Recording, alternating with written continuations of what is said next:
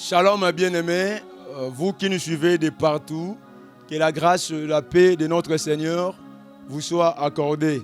Dieu nous a mis à cœur de partager une pensée avec vous, mais avant de pouvoir entrer en matière, nous allons prier. Père, nous te bénissons pour ce merveilleux moment que tu nous as accordé de partager ta parole. Utilise ce bref laps de temps pour toucher des milliers de vies. Transforme des vies au nom de Jésus. Amen. Nous allons lire deux textes. Le premier se trouve dans l'Ancienne Alliance, Proverbe 27:1. La Bible dit: ne te vante pas du lendemain, car tu ne sais pas ce qu'un jour peut enfanter. Et le second, Jacques 4:14. La Bible dit: vous qui ne savez pas ce qui arrivera demain, car qu'est-ce que votre vie? Vous êtes une vapeur qui paraît pour un peu de temps et qui ensuite disparaît. Notre petit thème s'intitule: soyons toujours prêts, car tout peut arriver. Soyons toujours prêts, car tout peut arriver.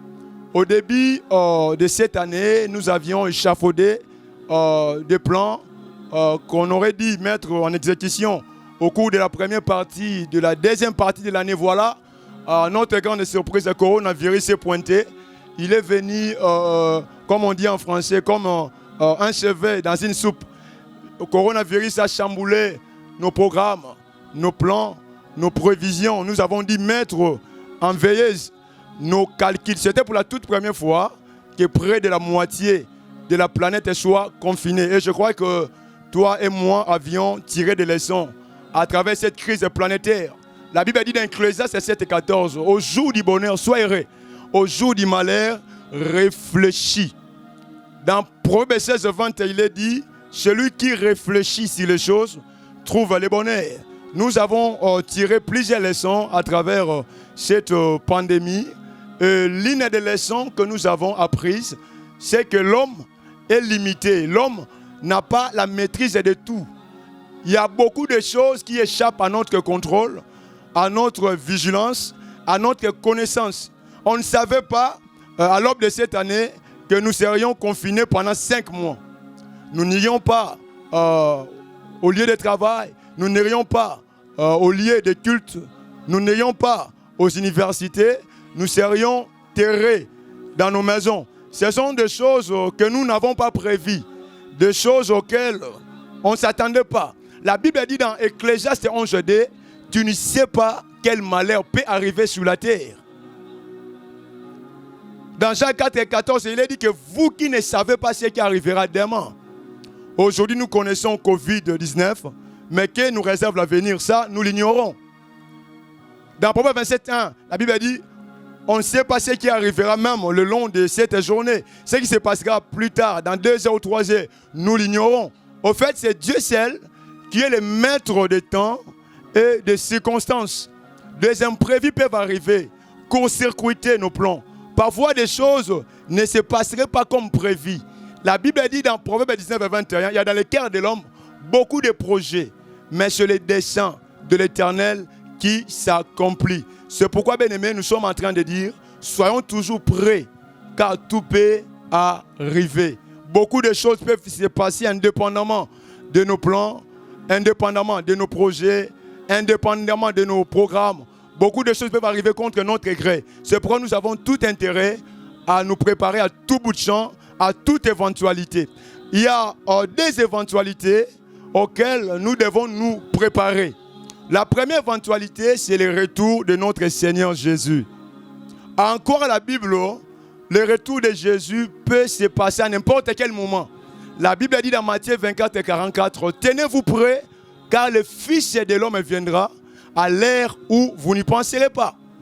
Dans Matthieu 25:13, il est dit: veillez, c'est Jésus qui parle. Il dit: veillez, car vous ne savez ni l'heure, ni le jour. Donc, au fait, nous ne connaissons pas l'heure à laquelle le Maître va revenir, mais au moins, il nous a donné des indices. Il nous a donné des signes. Et bien aimé, à l'heure actuelle, ces signes s'accomplissent sous nos yeux. Aujourd'hui, même si tu fais semblant de ne pas voir, il y a des évidences que tu ne peux pas nier. Les signes sont là. Ils s'accomplissent sous nos yeux au jour le jour. Dans Luc 21:11, Jésus a dit, dans les derniers jours, il y aura de grands tremblements de terre. Il y aura des famines. Il y aura des pestes, autrement des épidémies. C'est ça ce que nous vivons aujourd'hui. Grippe aviaire, grippe porcine, Ebola, peste noire, peste espagnole. Aujourd'hui, Covid-19. Et bien aimé pour ta gouverne, aujourd'hui déjà les experts, les chercheurs disent que l'année prochaine, nous aurons affaire à un autre virus qui sera beaucoup plus méchant, beaucoup plus costaud, beaucoup plus destructeur, beaucoup plus dangereux. Je dirais même beaucoup plus infectieux que Covid-19. Ce virus sera appelé Covid-21. Je veux que tu saches, bien aimé, plus nous tendons vers la fin, les choses ne vont pas s'améliorer dans les biens. Les choses vont empirer. Les choses iront de mal en pire parce que nous sommes arrivés à la fin. N'attends rien de bon dans ce monde. On parle déjà de Covid-20 l'année prochaine. Parce qu'on parle de Covid-19 parce que là, il a commencé l'année passée, en 2019, et on parle déjà de Covid-21 l'année prochaine. Donc, bien, nous comprenons l'ère, le temps dans lequel nous sommes arrivés. Dans Matthieu 24, 12, Jésus dit que dans le dernier temps, l'iniquité sera accrue. C'est-à-dire, le mal va s'accroître de manière exponentielle. Le péché va atteindre des proportions inquiétantes, inimaginables. Et c'est ça ce que nous sommes en train de vivre aujourd'hui. Et des exemples sont légion. Mais j'allais dire quelque chose qui va un peu nous alerter, nous interpeller. Le conseil œcuménique des églises va bientôt publier une Bible. Cette Bible sera appelée la Bible universelle. Et cette Bible sera imposée à toutes les religions du monde. Mais ce qui est étrange, dans cette Bible, on va enlever tous les passages qui parlent du péché, qui parlent de l'enfer. Alors bien aimé, juste pour te faire voir le temps dans lequel nous sommes arrivés. Alors bien aimé, ne soyons pas distraits. L'heure est grave. Les temps sont extrêmement dangereux. Tu dois te préparer à tout bout de champ parce qu'à n'importe quel moment, Jésus peut convoquer son église. Et la deuxième éventualité à laquelle nous devons nous préparer, c'est la mort. Là où nous venons de lire, on a posé une question très intéressante. La Bible nous demande, qu'est-ce que votre vie? Elle donne elle-même la réponse. Elle dit, votre vie, c'est comme une vapeur qui paraît pour un peu de temps et qui ensuite disparaît. C'est-à-dire que, bien aimé, sous le soleil, notre vie est temporaire. Notre vie est éphémère. Elle est brève, elle est courte. Elle est fragile. Elle est volatile. Elle nous file entre les doigts. Nous n'en avons pas la maîtrise.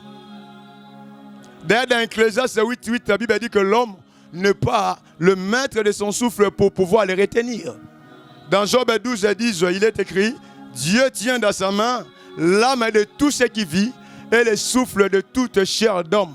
Bien-aimé, Dieu a la capacité de nous retirer le souffle de vie sans nous consulter, sans demander notre avis. J'aime un texte dans Job 33:13. La Bible dit que Dieu ne rend aucun compte de ses actes. Il ne rend aucun compte de ses actes. Naturellement, ce sont des subalternes qui rendent compte des supérieurs. Alors, vu qu'au-dessus de Dieu, il n'y a personne, il ne rend aucun compte de ses actes. Il agit souverainement. Il peut m'ôter la vie, mais retirer le souffle sans mon aval. C'est pourquoi, bien aimé, cesse de dire que tu as le temps. Cesse de dire que je verrai ça plus tard. Je me repentirai plus tard. J'abandonnerai ce péché plus tard. Au fait, ce n'est que Dieu qui est le maître de temps. Ce n'est que Dieu qui maîtrise nos vies. Ce n'est que Dieu qui maîtrise le cours des circonstances. Bien aimé, c'est pourquoi la Bible dit dans 2 Corinthiens 6:2, voici maintenant le temps favorable. Voici maintenant le temps favorable. Le temps de se repentir. Le temps de prendre une décision. La Bible dit c'est maintenant. Parce que sous le soleil, rien n'est sûr. Rien n'est permanent, bien aimé. Ne prends rien pour acquis. Tout peut basculer. Tu peux entrer dans ton éternité sans préavis. C'est pourquoi Dieu te dit, voici maintenant le temps. N'attends pas. Ça urge, bien aimé. Tu dois te repentir tout de suite. Demande-toi la question, si Jésus revenait maintenant, est-ce qu'il te trouverait prêt? Il te trouverait prête. Si la mort te surprenait maintenant. D'autant plus que la Bible dit dans Ecclésiaste 9:12, l'homme ne connaît pas non plus son heure. Donc, bien aimé, le moment idéal que Dieu nous donne, c'est maintenant. N'attends pas, l'heure de la repentance, c'est maintenant. J'aime un texte, Actes 17, 30, 31. La Bible dit, Dieu, sans tenir compte des temps d'ignorance, annonce maintenant à tous les hommes qu'ils aient à se repentir, parce qu'il a fixé un jour où il jugera le monde selon la justice. Dieu te dit, bien-aimé, de prendre une décision, de te repentir tout de suite, parce que demain, ça pourrait être aussi trop tard. Alors, bien-aimé, décide-toi aujourd'hui. J'aime la définition qu'Ésaïe 55 donne de la repentance. La Bible dit, cherchez l'Éternel pendant qu'il se trouve, invoque-le tandis qu'il est prêt, que le méchant abandonne sa voie, l'homme d'iniquité se pensait qu'il retourne à l'Éternel qui aura pitié de lui, à notre Dieu qui ne se lasse pas de pardonner. Donc se repentir, ça veut dire abandonner, changer de direction et puis se tourner vers le Seigneur qui nous accorde généreusement son pardon. Alors bien aimé, n'attends plus. C'est maintenant ou jamais. Prends une décision d'abandonner le péché.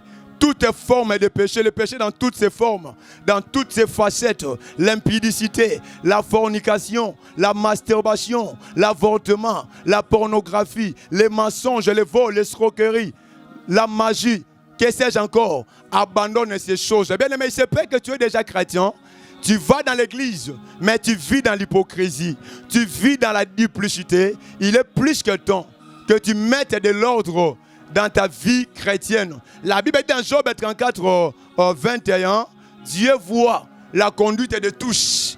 Il a le regard sur le pas de chacun. Ce que tu fais dans le noir, Dieu te voit. Partout où tes pieds vont, Dieu voit. Le dimanche, tu es dans l'église. Il est temps, bien-aimé, que tu te remettes à question. Tu dois savoir une chose. Jésus ne revient pas pour enlever tout le monde, pour enlever n'importe qui, pour enlever tous les chrétiens. Jésus revient pour enlever les chrétiens qui sont prêts. Celui qui se prépare sera prêt. Dans Apocalypse 22, 14, la Bible dit, et reste ceux qui lavent leurs robes, afin d'avoir droit à l'arbre de vie et d'entrer par les portes.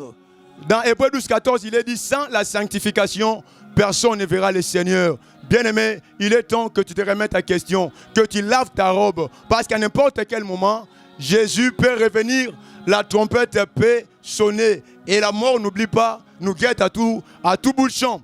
Bien-aimé, je suis arrivé à la fin de ce message. Si tu n'as pas encore donné ta vie au Seigneur, ou soit tu avais donné ta vie à Jésus, mais tu as rétrogradé des choses auxquelles tu avais renoncé, tu les as repris. N'hésite pas, fais avec moi cette prière. J'aime Jean 6, 37, là où Jésus dit, je ne mettrai jamais dehors celui qui vient à moi. Je ne mettrai jamais dehors celui qui vient à moi.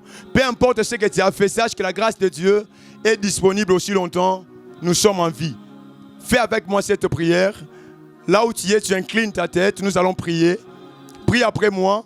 Seigneur Jésus, merci d'avoir donné ta vie pour moi.